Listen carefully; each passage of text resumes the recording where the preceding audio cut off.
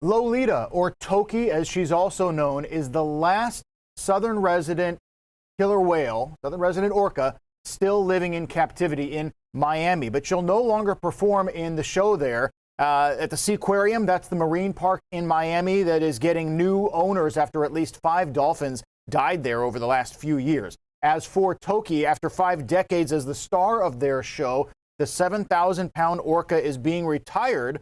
And now the question is, what happens to her? She was captured from the Pacific Ocean in 1970 when she was just 2. And now at 54, she might be too old and too used to life in captivity inside that tiny tank that returning her to the wild without at least months of transition time probably wouldn't end well. Getting her into an environment that is, as I say, a netted enclosure, gives her space to swim, which she hasn't had, some depth to dive, which she hasn't had.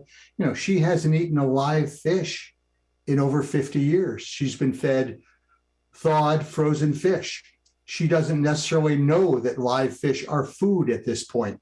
That's Charles Vinnick, the executive director of Whale Sanctuary Project, who told me today that Toki has responded well when the Seaquarium has played sounds from her original pod, her original family, and that her mother is still alive. So there's a lot of life left for Toki. Charles is hoping that she will eventually be moved back to the Salish Sea, but that would require multiple entities of the federal government to sign off on it. And again, months and months of transition time to get her used to what it's like to actually be in open water.